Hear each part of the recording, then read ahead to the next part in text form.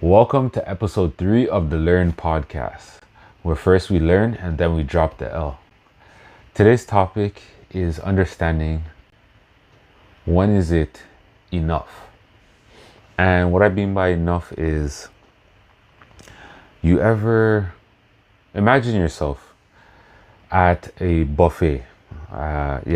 Figure out whatever your favorite buffet is: Mandarin, Olive Garden, salad, Pizza Hut. I don't go to much all you can eat, as you can tell, but imagine going to a buffet and you're like super hungry, and you just everything you see, you make sure you get some of each of it, and you end up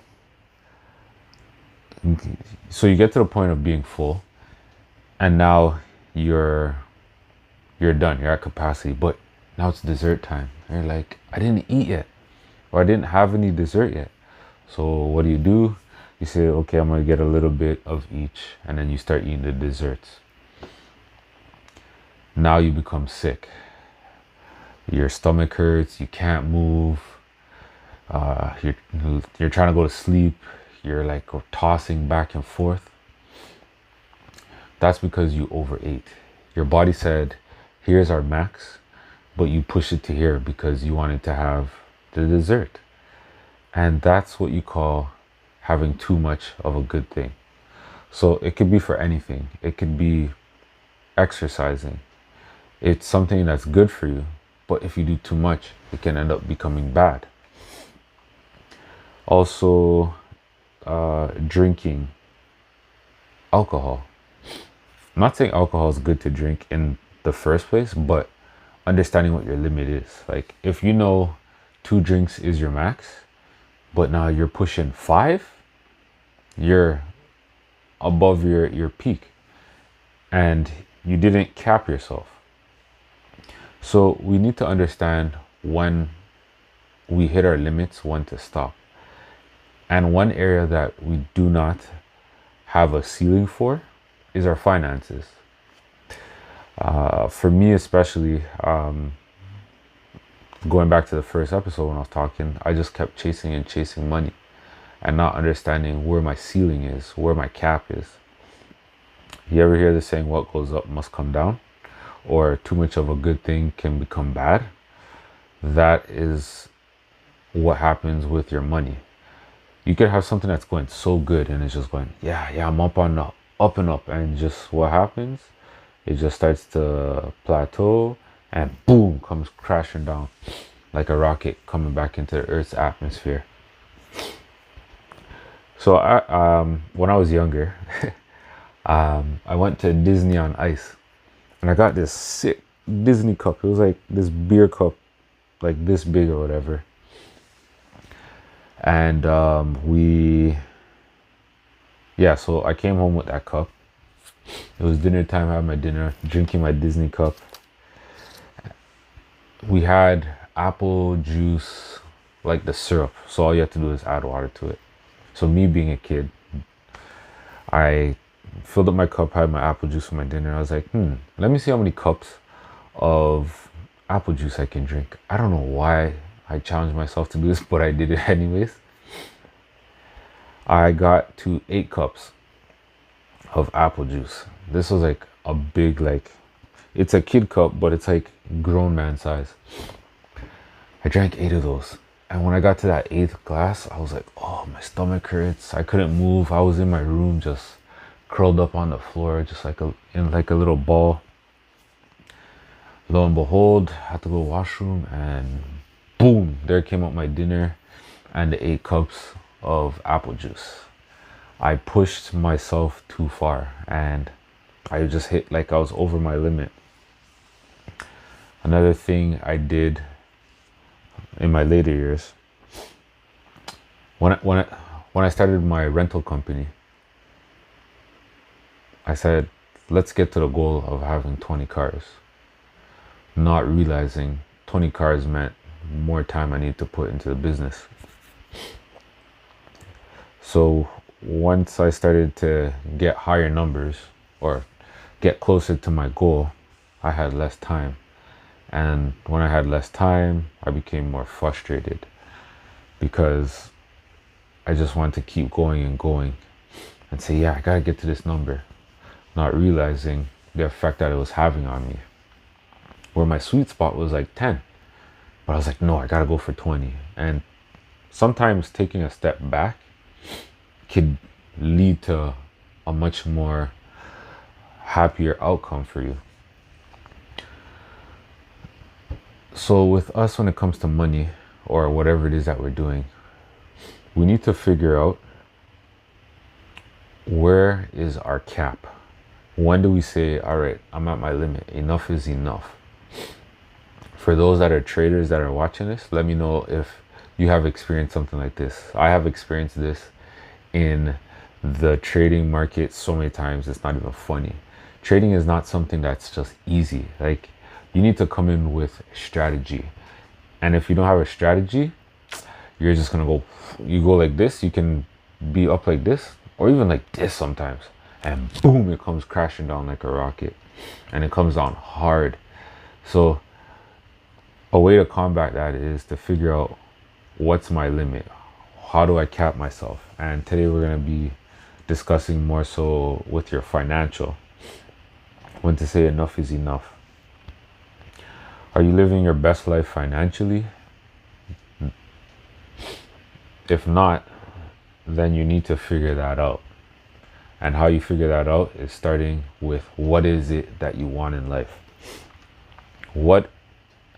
How much money do I need to live a comfortable life? How much money do I need to obtain the things that I want in life? These are all questions that you need to ask yourself so that you can devise a plan. Once you understand what it is that you want, think of it like a GPS and destination. You type it in the GPS, all right, bring me to Disney World, bring me to the airport. The GPS will get you there. Now you need to figure out which roads you need to take in order to get to your final destination. So figure out what your end goals are in mind. And if you don't have an end goal in mind, this is when you run into problems, because you can end up taking a detour. That detour could either take a longer route to get you to your destination, or you just end up lost in general. And our goal is not to become lost, it's to get to our final destination. So if you've been saying that you want $1 million, a lot of us want $1 million, but we need to ask ourselves, why? Why do we want $1 million? I'll tell you why we want $1 million. TV, social surroundings, the things that we see or the things that other people have. We say, I want $1 million. And social media is like notorious for this. We see what other people want and we say, yeah, I want that too. Especially when we grow up, like watching athletes, watching actors, like, you're like, oh, they got a lot of money, I want a lot of money. You see someone driving a nice car, I need that car, I want to have a lot of money. And it's because some of us grew up unfortunate and we weren't able to have these things, right? I bet you if you ask somebody, what does it feel like to have $1 million, or how their life is, it's no different from yours. It's just at a different level. And they still have a roof over their head, they're still eating, they're still clothed. They're probably just regular everyday people just like us. So before you say you want $1 million, ask yourself why. You probably don't even need $1 million. You just want to just have that satisfaction of having $1 million. And having that satisfaction is okay. But after that feeling is gone, then what? You have $1 million, what are you going to do? Chase 10 million now? 100 million? $1 billion? What is it? Like, that's what you need to figure out. How much do I need to live comfortably? How much do I need to be free from working a job? That's the questions that you need to be asking yourself. If you make good money and you still feel broke, you need to break down the root of your spending habits. and figure out what your relationship with money is. I heard the other day on a live, Instagram live that I was on, this lady said, I make good money. That's not my issue. My issue is my relationship with money. It's toxic. Ooh, when she said that, man, I had to listen to the advice that she was getting. And it was just so key. If you have a toxic relationship with money, you need to drill down and figure out why. Like, if you're always spending money, you need to ask yourself, why am I always spending money? At that moment, you might not know. And that's when you got to dig deeper or go back further to figure out what has triggered this. So one thing you need to do is figure out what are your triggers when it comes to having a lot of money. Another thing is, how did you grow up with money? What was the, what was it like in your household? What was it like when you received money as a child? Uncovering those things can help tell you a lot about yourself now as to why you're doing the things that you're doing. So trying to figure out, when I spend money, how do I feel? Whether it's good or bad. Writing it down also helps as well to help you figure out why you're spending your money or how you're spending your money. So I encourage you to write down, take a day and just write down how you felt when you spent money, or what triggers you when it comes to overspending your money. That can lead to a lot of unanswered questions for you that could help you get to the next level of where you want to be. So in order to be free, you need to keep track of your money. So the ins and outs. Understanding where your money is going is like a crucial component, because if you're overspending in one category, two categories, maybe all categories, you can just easily look at your expenses and be like, hey, did I really need this? Did I really need that? Maybe it's time that I reduce how much I'm spending or eliminate it overall, right? That's the first thing that you want to do. You want to track your money inflows and outflows. Go through the last 30 days of your bank statement. You'll be shocked to see what you spend money on. Some of us will be like, oh, I spent money here, I spent money there. Oh, I can't believe that. Even those little $2-3 that you're spending on a daily basis, if that's you, that adds up over time. Another thing is, or after that, you want to create a budget. So a budget is literally just tracking your income and your expenses and putting a cap on it, saying, all right, this is the amount that I'm spending here, or this is how much I was spending. Now let's reduce it by this, or I'm not allowed to spend over this. After you achieve a budget, you need to figure out what it is that you want to achieve. What is your 5-year, your 10-year goal, your lifetime goal? Figuring out these long-term goals helps. Figuring out your long-term goals is easier when you have a budget in place, because your budget is allowing you to map out how long it'll take you. Remember what I said, the GPS, to get to your destination. So if your goal, let's just use $1 million because it's an easy number. If your goal is to hit $1 million in the next 10 years, you know now the next 10 years, I got to be making a certain amount of dollars to hit that million. So if you want $1 million, now what you do is you break it down. 100,000 1 year, 100,000 the next, 100,000 for the next 10 years. And you get to your $1 million. Now, for those that are saying, I want $1 million, you didn't say how you want $1 million. You just said you want $1 million. Here's a 10-year plan to get to $1 million. If you're in your early 20s, if you start saving and putting your money, or not saving, if you start investing and putting into the stock market over the next 10, 20, 30 years, however long, grab yourself a calculator, grab your phone, and do 10% annually on, say, $20,000, and or put it in Google and compound that for 25 years. You'll be shocked with the number that you get. So that's a way for you to get to $1 million. There's many ways to get to $1 million. You need to figure out which way you want to get to $1 million.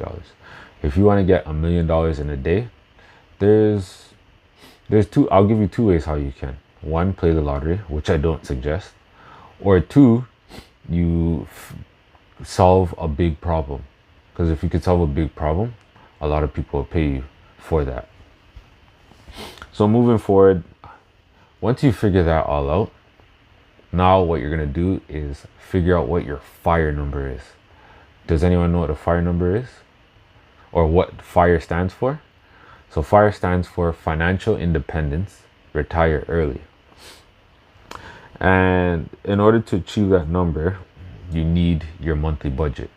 So what you do is you take your monthly budget, you multiply it by 12 to get your annual budget. So that's what you spend for the whole year. So now your annual budget, you want to multiply that by 25. If you're 30 years old, if you do that for 25 years, if you're 35 years old and you want to retire at 55 or 50, you need to multiply your annual budget by 25. That number is pretty much your freedom number. You'll have enough to live off of. You can live off of minimum 3 to 4%. 3 to 4%. So if you use 4%, let's say your expenses are $10,000 a month. I know it's high, but just, $10,000 a month. If you multiply that by 12, that's 120,000. Now, if you multiply 120,000 by 25, that's $3 million. Of that $3 million, if you want to live off 4%, say that's your retirement money, that's 120,000 for the year. So that's a bit less. No, 120,000. So that's like $10,000 a month. So now you're trying to achieve that number. So now that you're trying to achieve that number, if you say you start a business and your business does $3 million after taxes and expenses, and that's just net, you literally have achieved your freedom number. You're at your ceiling. That's enough. If you keep going, you're going too far. You know what's going to happen? You can lose your time. You can start losing your money. You can start losing your mental health. You can start losing your physical health. Why? Because now you're so invested into just making more money, not understanding where your ceiling is. For those that watch Netflix or look at the stock market, Bernie Madoff, he just wanted to continuously make money more and more and more. And he didn't know what his limit was, to where he just started taking money from people and creating a Ponzi scheme. He was just robbing Peter to pay Paul and lining his pockets while he did that. But if Bernie said, all right, I'm okay with having or making $1 million a year, you wouldn't hear about Bernie Madoff. You probably wouldn't even have, that wouldn't have even have been a Netflix special. But because he did something wrong, the whole thing just backfired on him. And he was just going on the up and up, plateaued, and bam, came crashing down to where now he's serving jail time. So once you have that FIRE number and you hit your FIRE number, that's the sign to stop. Now, if you choose to be like, all right, I hit that number, I hit that goal, let me go for the next level, enjoy what you have first. Just let it soak in. Then after you've enjoyed, if you do feel like you need to do more, maybe take a step back and not aim so high. Or if you are going to aim for the next level, do the same thing that you did to achieve the first time, because now you have a system as to how to get to the next level, right? His name was on Warren Buffett, Charlie Munger. So Charlie Munger is this old investor guy. He said the first 100,000 is hard to make, but once you make that, achieving $1 million it's pretty straightforward because you already have a system in place to help you get to that next level. So here are a few. So I got some, let me see, what is this? So determining when you have enough money to stop chasing it, and some factors to consider. So first thing that I mentioned is your financial goals. Figure out what it is that you want to achieve. Then your lifestyle expenses. When you're setting your budget up and your fire number, make sure that your lifestyle expenses are included. So if you want to live in a bigger house, budget for a bigger house that you're going to be saving for your fire number. Not saying like right now you're going to change what you're doing, but budget for a bigger house so that when you do get to that bigger house, you have enough money to sustain it. I've seen people literally buy something that they couldn't afford, and months later they had to leave. Like, you don't want to be in that predicament. So if you prepare now, you'll be okay later. Emergency fund. That's another thing that you want to include in your budget. A lot of us think that we'll just deal with things when they happen. Emergency thing does two things for you. A, it clears up whatever comes up right away. And B, it gives you a peace of mind. It doesn't stop the flow of how your life's going. Imagine your car breaking down on the side of the road, your transmission's gone. You gotta pay for a tow. That's, let's say, $150. Then you bring it to the mechanic has to inspect it, or the dealership. If you drive a Mercedes-Benz, you know they're going to be charging you about $260 for a diagnostic. Like, that's literally for them to take the car in, look at it, and tell you what's wrong with it. Meanwhile, you already know what's wrong with your car. So let's say that's like $260. Now, to fix the car, they tell you $7,000 or $5,000, whatever it may be. You don't have an emergency fund. You're going to have to borrow money from somebody or go to a credit card. You go to a credit card. Now you're paying monthly payments to your credit card with 22% or 22%. Who really wants that? I don't want to pay 22%. Now you're stressed out because now you got this hefty credit card bill. Your car's in the shop. You don't know what to do. Either which way, right? Or scenario B now, your car breaks down. You got to pay for a tow. It's $150. You say, all right, that's soft. You bring it to the mechanic or dealership, they charge you $260. All right, you still have money for that. Because why? You went to your emergency fund. Now they hit you with that $7,000 bill. It sucks for the moment, but guess what? Life can go on because you had an emergency fund. You don't have to use a credit card and be paying 22% interest. And you have a peace of mind that your car is going to get fixed because you have the money to do so. And there you go, back on your way. So having an emergency fund is key. Your debt. A lot of us just linger with the debt and we just let it just follow us. Like, you ever walk out of a washroom and just have a piece of toilet paper stuck on your foot and you're trying to get it off? You don't want to touch it because you don't know if it's yours or somebody else, the person before you that used it. That's the same thing like your debt. It's following you around everywhere. You need to start paying down or paying off your debt. Imagine having a credit card. Imagine having a credit card and you max it out because you know you have enough to pay it. But now you are trying to get a loan from the bank for, let's say, a car. They say, oh, your credit utilization is high, so we're going to have to charge you a higher interest rate. You don't want your debt to pretty much screw up opportunities for you that arise. So pay off those things, or because you maxed out your credit card debt, it lowered your credit score, which now is the reason why the bank wants to charge you a higher interest rate instead of you just paying off that credit card because you know you have the money to do so. Just pay off your high interest debt. Just get it out the way. If you can't pay it off in full, create an action plan to do so and pay more than the minimum. Never pay the minimum balance. Always pay more.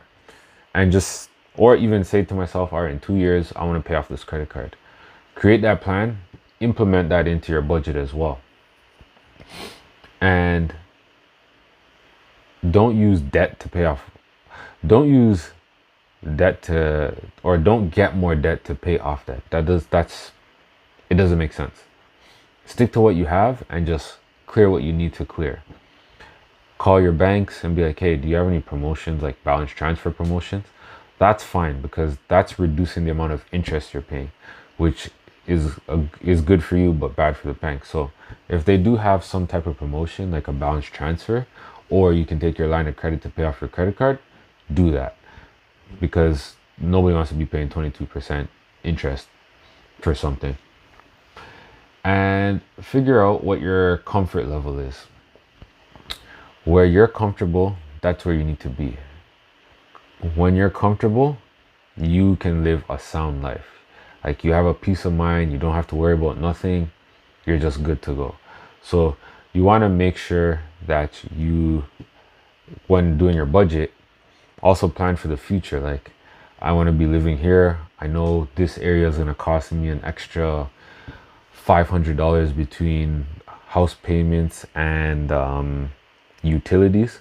So make sure you incorporate that budget. It doesn't have to be in that expense, but at least that's what you're saving towards, right?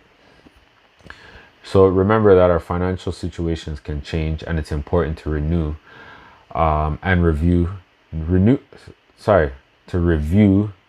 and adjust our budgets, our financial budgets and strategies as needed. If you do need help, you can consult with a financial advisor. I am not a financial advisor. This video is just made for educational and entertainment purposes. So reach out to a licensed financial advisor for more information. If you just want some guidance on what you should do, then I'm your guy.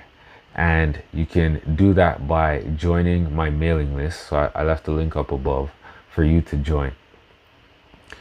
So that was a pretty good episode for today.